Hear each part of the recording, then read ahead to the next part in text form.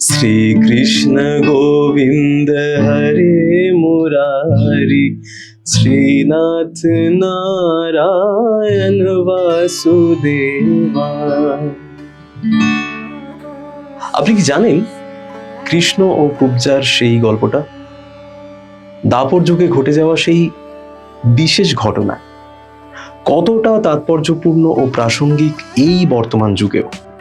নমস্কার শ্রোতা বন্ধুরা, আজ শোনাতে এলাম পুরাণে লেখা শ্রীকৃষ্ণের কুব্জা উদ্ধারের গল্প। কুব্জা ছিলেন কংসের এক দাসী, যিনি চন্দন থেকে চন্দন লেপ তৈরি করতেন, আর তার পিঠে ছিল একটা বিশাল বড় কুঁজ। সেই কুঁজের ভারে তিনি সোজা হয়ে কখনোই দাঁড়াতে পারতেন না। কেউ তাকে পছন্দ করতো না, এবং সেই জন্য তিনি নিজেকে গুটিয়ে রাখতেন, কারোর সাথে তেমন কথাবার্তা বলতেন না। কিন্তু যখন কৃষ্ণ ও বলরাম বৃন্দাবন ছেড়ে মথুরায় আসেন, তখন কংসের রাজপ্রাসাদের সামনে মথুরাবাসীদের ভিড় জমে যায়, একেবারে লোকে লোকারণ্য। দুই ভাইকে দেখতে সবার সাথে কুব্জাও কিন্তু সেখানে গিয়েছিলেন। তা সবাই যখন সেই পীতাম্বর বংশীধারীকে দেখে মন্ত্রমুগ্ধ, ঠিক সেই সময় ভিড়ের মধ্যে শ্রীকৃষ্ণ দেখতে পেলেন কুব্জাকে। কুব্জাকে দেখে তিনি তার অনেক প্রশংসা করতে থাকলেন। কুব্জা তো অবাক।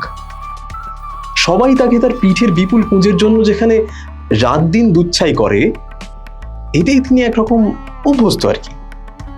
শ্রীকৃষ্ণের কথা তার মোটেও বিশ্বাস হলো না।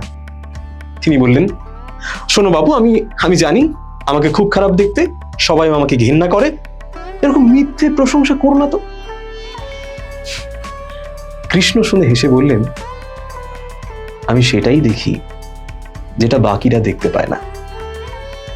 এই কথা বলে তিনি কুব্জার পায়ের ওপর পা দিয়ে তার চিবুকে হাত রেখে মুখটাকে একটু ওপরের দিকে তুলে ধরলেন, আর মুহূর্তেই কুব্জা হয়ে উঠলেন অপূর্ব সুন্দরী এক নারী। আচ্ছা ভাবুন তো, আজকের দিনে মানে এই কলিযুগে এমন ঘটনা যদি সত্যি কারোর জীবনে ঘটে থাকে, তাহলে ব্যাপারটা কেমন হবে?